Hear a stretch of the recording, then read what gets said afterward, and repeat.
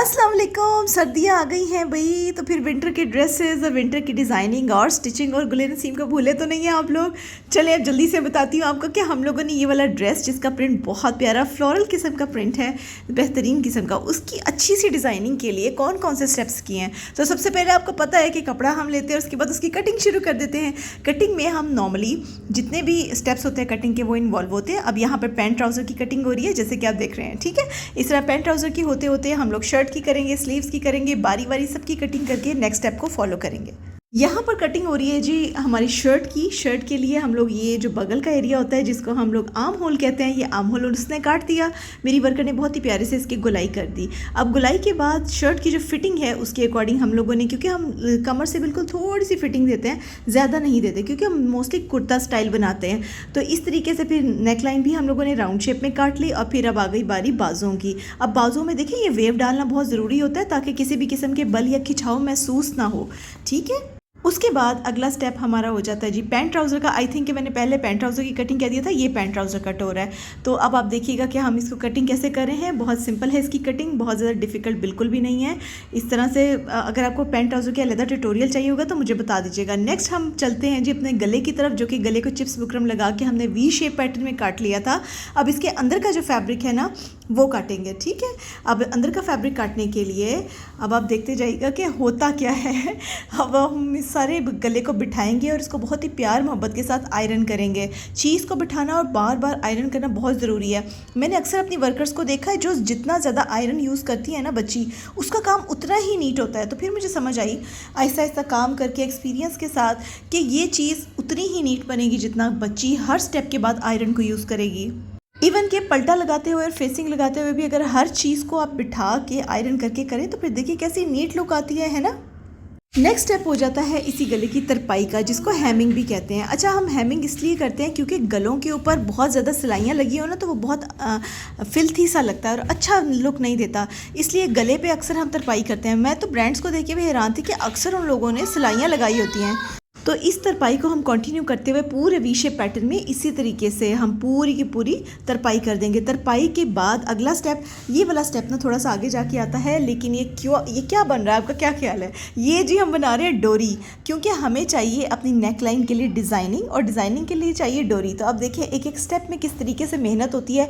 एक पूरा सूट जो हम पूरी डिज़ाइनिंग के साथ स्टिच करते हैं उसमें पीछे क्या क्या स्टेप्स इन्वॉल्व होते हैं। तो अब आप देखते जाइएगा कि डोरी को हम उल्टा करेंगे।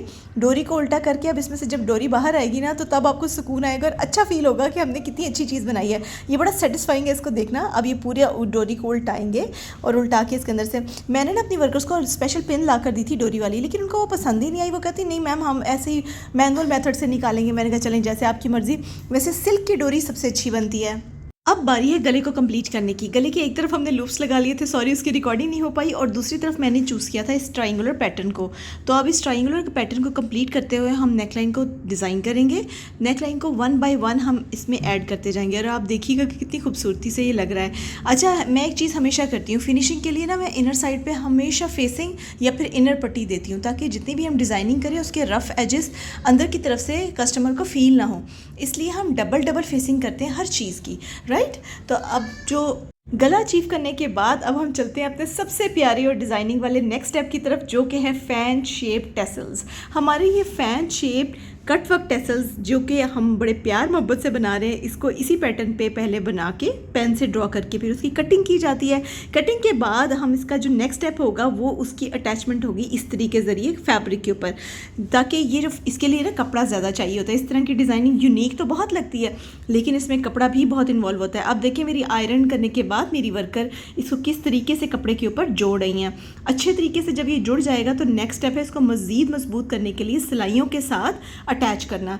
सिलाइयों के साथ जब ये अटैच होगा फिर इसको उलटना और इसके ऊपर मज़ीद काम करना काफ़ी आसान हो जाएगा, वरना इस तरह तो वो हिलता जुलता रहेगा ना, डोलता रहेगा अंदर। तो इसलिए ये जो फैन शेप कटवर्क टेसल्स है इसको हम मज़ीद इसको कट करेंगे और उसके बाद इसको उल्टाएंगे, इसको फ्लिप करेंगे और फ्लिप करने के बाद हमें एक बड़ी प्यारी सी शेप अचीव होगी। आपने वो स्टेप देख के जाना है। अब ये कट्स लगाना ज़रूरी है ताकि जो फिनिशिंग है, जो कटवर्क्स हैं वो बहुत नीट आए। अगर ये कट्स ना लगाए जाए ना तो कभी भी कटवर्क्स नीट नहीं आएंगे। आप मेरी बात समझ रहे हैं कि नहीं समझ रहे? नीचे कॉमेंट्स में बताएं।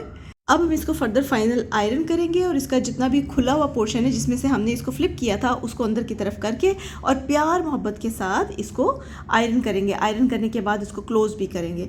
और ये बहुत सारे हमने इस तरह से बना लिए हैं। अब इनका अगला स्टेप जो होगा वो एम्ब्रॉयडरी मशीन के अंदर होगा, जिसमें हम इनके अंदर लाइंस ड्रॉ करेंगे। मेरा मकसद ये था कि इनके अंदर हम लोगों ने छोटे छोटे शीशे बनाने हैं जो कि हाथ से लगेंगे, तो एक बहुत ही यूनिक सी चीज़ बनेगी जो कि हमारी डिज़ाइनिंग में बहुत क्रिएटिविटी ऐड करेगी। तो मेरा यही मोटिव था कि हम ये टेसल्स बनाएं और इनको स्लीव्स के आगे लगाएं। अब आप देखिएगा कि इसकी फाइनल लुक कैसी आएगी।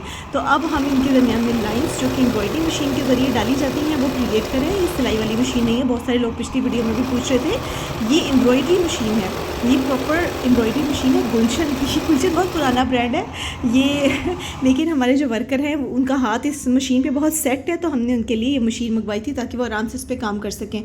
अच्छा, नेक्स्ट स्टेप अचीव करने के बाद हमने फाइनल हो गया। शीशे लगाने का स्टेप मैं नहीं रिकॉर्ड कर पाई, लेकिन लगे हुए शीशों का फाइनल स्टेप जिसमें ज़ीरो शीशा इन्वॉल्व है। पट्टी के ऊपर सारा बड़ा शीशा 5 नंबर लगाया है।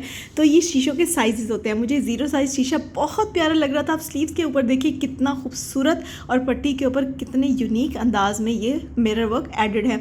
इसका प्रिंट भी बहुत प्यारा मुझे लगा था। तो अब आप देखिएगा कि दुपट्टे को भी हमने ऐसे रेडी किया कि चारों तरफ लेसेस अप्लाई कर दी हैं। ट्राउज़र भी इसका प्रिंटेड है। तो अब इसकी फाइनल लुक आपके सामने है। ड्रेस की प्राइस हो जाती है जी 4400। इसमें सारा हाथ का भी काम है और ये विंटर का विस्कोस लेयर स्टिच्ड आर्टिकल 4400 पे मिल जाए आपको। और क्या चाहिए ज़िंदगी में।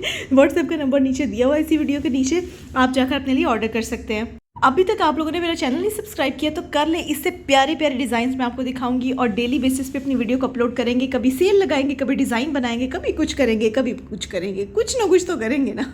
अच्छा, बहरहाल ये वाला ड्रेस अब फाइनल लुक इसको मैंने हैंग करके भी दिखा दिया। शीशे ये ओरिजिनल है, ये सितारा नहीं है। ओरिजिनल जो मिरर होता है शीशा, ये प्रॉपर वो है।